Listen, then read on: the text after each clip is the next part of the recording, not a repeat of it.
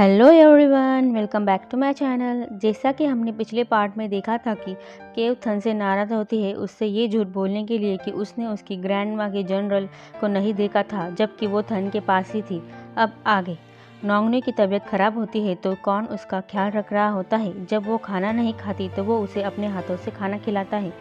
थन केव को मनाने उसके घर के सामने खड़ा होता है। केव के आने का इंतज़ार कर रहा होता है। जब केव आती है तो वो उससे बात करने की कोशिश करता है लेकिन वो उसे स्टीलर और लायर पर्सन बोल उसे इग्नोर कर घर के अंदर चली जाती है। थन वही खड़ा होता है। यूयू केव को समझाती है कि उसे एक मामूली सी जनरल बुक के लिए थन से इतना गुस्सा नहीं होना चाहिए। वो बोलती है, थन तुमसे माफ़ी मांग रहा है, माफ़ कर दो उसे। तो पू एकदम से केव से बोलता है, नहीं, तुम उसे पहली बार में ही माफ़ मत कर देना। उसने तुम्हारी फीलिंग को हर्ट किया है। अगर तुम उसे इतनी आसानी से माफ़ कर दोगी तो वो फिर से ऐसी गलती कर सकता है। वो सब मिलकर ये बेट लगाते हैं कि थन कितनी देर तक घर के बाहर खड़ा रहेगा। कोई कहता है आधा घंटा, कोई 1.5 घंटा। पू बोलता है बस 10 मिनट तक, लेकिन यूही बोलती है वो रात के 9 बजे तक यहीं रहेगा, देख लेना। केव उन सब से इरिटेट हो जाती है।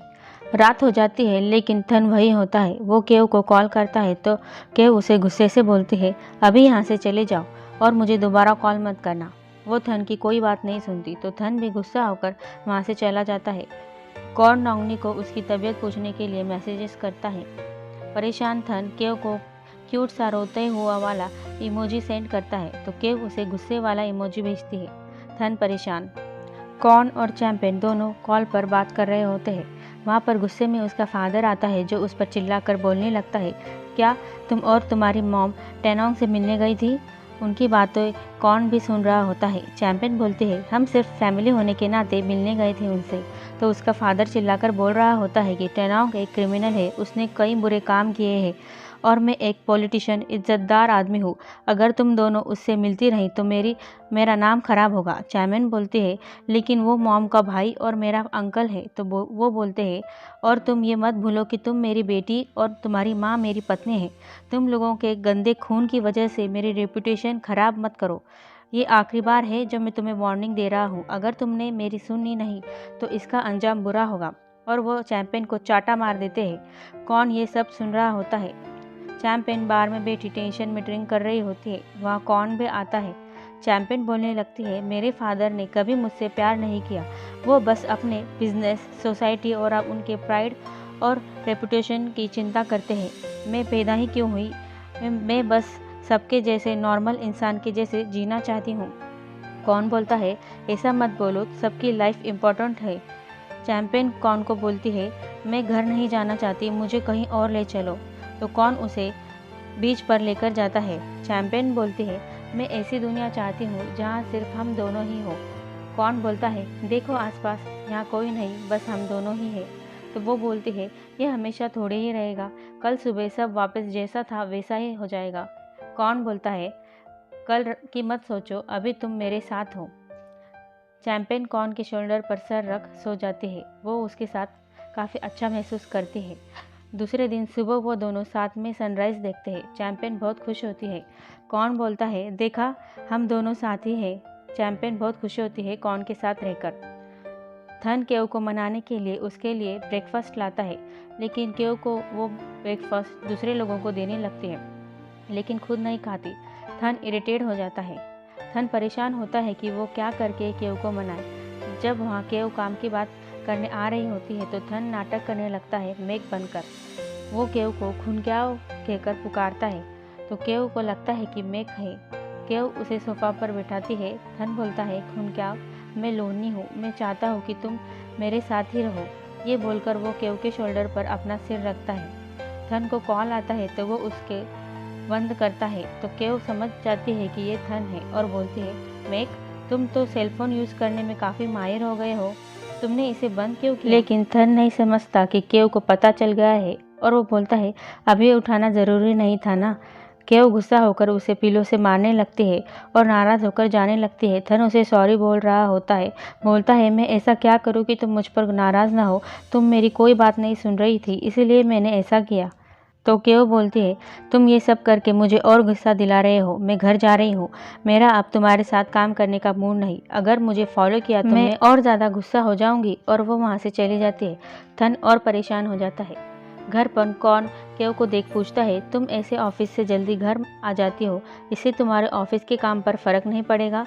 केओ बोलती है, मुझे परवाह नहीं। कौन बोलता है, वर्क और पर्सनल इश्यूज़ को हमेशा अलग अलग रखना चाहिए। केओ उसकी बातों से और पक जाती है और वो अपने रूम में चली जाती है और वो मेग को याद करती है। वो बुक पढ़ती है। हमें छोटी मेग दिखाते हैं जो बचपन से ही मेग के साथ ही रहती थी। मेग उसे बचपन से ही वो फ्लावर तोड़कर लाकर देता था जो खुन क्याओ को पसंद था। दोनों अच्छे दोस्त थे, लेकिन हम मेग को देख समझ सकते हैं कि वो खुन क्याओ से प्यार करता था। केओ को बुक पढ़कर पता चलता है कि सर्वेंट का नाम मेग था। वो अपने पास रखे वही सूखे फूल को देख याद करती है कि जब थन मेग बना था तब भी मेग ने उसे वही फ्लावर दिया था। केओ बुक पढ़ते पढ़ते सो जाती है। हमें थन की यानी लॉन्ग वोरोंग की स्टोरी दिखाते हैं कि वो एक अच्छे बड़े घराने का हैंडसम सा लड़का था। उसका उस टाइम का फादर वोरोंग को बोलता है, तुम तैयार होने में कितना वक्त लेते हो? तुम टेम्पल फेस्टिवल में जा रहे हो या लड़कियां पटाने? अगर तुम हमारे लिए अच्छी बहू ढूंढ लाओगे तो हमें कोई आपत्ति नहीं। मैं अपने ग्रैंड चाइल्ड को अपनी सारी विरासत देने के लिए बेताब हूँ। वहाँ पर ही वोरोंग का बड़ा भाई केवॉन यानी टेनोंग बैठा होता है। वो उनकी फादर की ये बातें सुन खुश नहीं दिखता। असल में केवॉन को वोरोंग के फादर ने अडॉप्ट कर पाला होता है। केवॉन वोरोंग से बहुत जलता है। फेस्टिवल में थन घूमते हुए खुन क्याओ को पहली बार देखता है तो वो उसे देखता ही रह जाता है। उसे पहली नज़र में उससे प्यार हो जाता है। केओ भी उसे देखती है। वोरोंग उसके साथ ही चल रहा होता है। केओ अपनी सिस्टर केट को बुलाती है।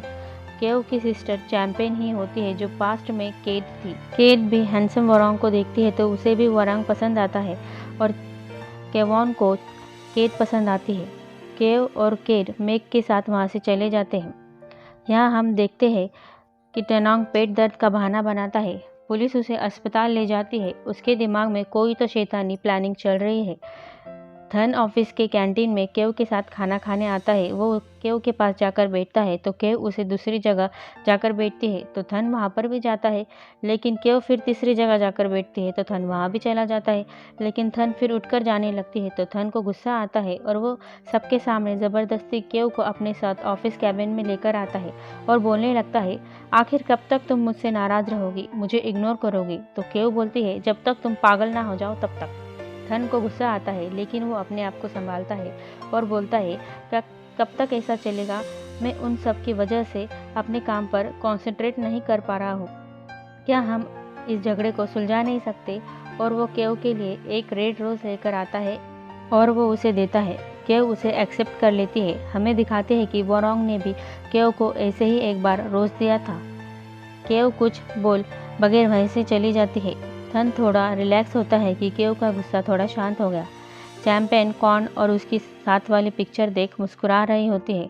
उसकी मॉम उसे देख लेती है और वो समझ जाती है कि चैंपियन किसी से प्यार करने लगी है। वो चैंपियन से उस लड़के यानी कॉर्न के पेरेंट्स और फैमिली के बारे में पूछती है तो चैंपियन उन्हें बताती है कि वो एक नॉर्मल सा इंसान है जिसका कोई बैकग्राउंड नहीं है और वो पब में गाना गाता है। हम दोनों पहली बार वहीं मिले थे और तब से हम आज तक अच्छे से बात करते हैं।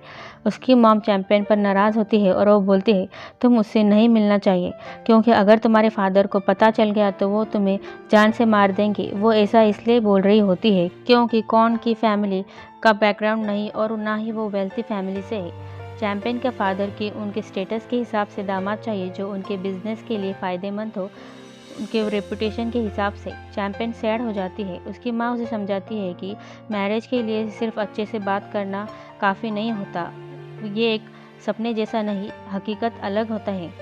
नौंगनी ठीक होती है तो वो अपने कैफ़े आती है। कैफ़े में पैम अपने बॉयफ्रेंड के साथ आती है जिसका नाम बूबी है जो फिजियोथेरेपिस्ट है। जब पैम का पैर फ्रैक्चर हुआ था तब उसी ने उसका हॉस्पिटल में ट्रीटमेंट किया था। तब से पैम को वो पसंद आ गया था और वो दोनों अब गर्लफ्रेंड बॉयफ्रेंड है। नौंगनी उसे बोलती है कि वो अब ठीक हो गई है, कैफ़े को कब ज्वाइन करेंगी? तो पैम बोलती है कि वो बूबू के साथ ओवरसीज जा रही है। तो ये सुन नौंगनी को शॉक हो जाती है और वो गुस्सा होकर चिल्लाकर बोलने लगती है, ये कॉफ़ी शॉप खोलने का आइडिया तुम्हारा था, 51% शेयर तुम्हारे, नाम तुम्हारा, यहाँ तक कि हर एक चीज़ तुमने खरीदी टिश्यू से लेकर, और अब तुम मुझे एक लड़के की खातिर छोड़कर जा रही हो। हाँ, पैम सॉरी बोलकर बोलती है, ये मेरे फ्यूचर का सवाल है। तो नौंगनी उस पर गुस्सा होती है और बोलती है, मेरे फ्यूचर का क्या? कौन उन्हें देखता रह जाता है? कौन मन में सोच रहा होता है कि अब उसे और नौंगनी को झेलना पड़ेगा। घर पर केव रोज़ को देख थन को याद कर रही होती है। वो उस रोज़ को संभाल कर वास में रखती है। वो बुक पढ़ती है, हमें दिखाती है कि खून क्या मेघ का कांटा निकाल रही होती है। मेघ छोटे बच्चे की तरह चिल्ला रहा होता है। वो उसे बोलती है कि जब तुम तलवारबाजी करते हो, तलवार चलाते हो, तब तुम्हें इतना डर नहीं लगता, और तुम अब इतने से इससे डर रहे हो। लेकिन मेघ तो बहुत ही ज़्यादा डर रहा होता है। वहाँ पर उसकी सर्वेंट आती है और वो खूनक्याओं को बताती है कि उसके फादर ने उसे बुलाया है, घर में कोई गेस्ट आए हैं। ये पढ़कर केव सो जाती है। चैंपियन और कॉर्न साथ में उसके घर आते हैं। चैंपियन का फादर और उसकी मॉम उन दोनों को साथ देख लेती है और उन्हें उसका फादर उन दोनों को साथ देख समझ जाता है कि वो दोनों एक दूसरे से प्यार करते हैं। वो चैंपियन को गुस्से से घर के अंदर जाने को बोलते हैं। उसकी मॉम उसे घर के अंदर लेकर जाती है। चैंपियन का फादर कॉर्न को बोलता है कि आगे से तुम यहाँ कभी मत दिखना, मुझे तुम्हारा फेस पसंद नहीं है, और मेरी बेटी से दोबारा मत मिलना। लेकिन कौन उसकी बातों को सीरियसली नहीं लेता और वो वहाँ से मुस्कुराते हुए चले जाता है। चैंपियन के फादर को कौन पसंद नहीं आ रहा है, क्योंकि वो एक गरीब घर से है। इसी के साथ ये पार्ट यही ख़त्म होता है। Thank you for watching. अगले वीडियो में मिलेंगे।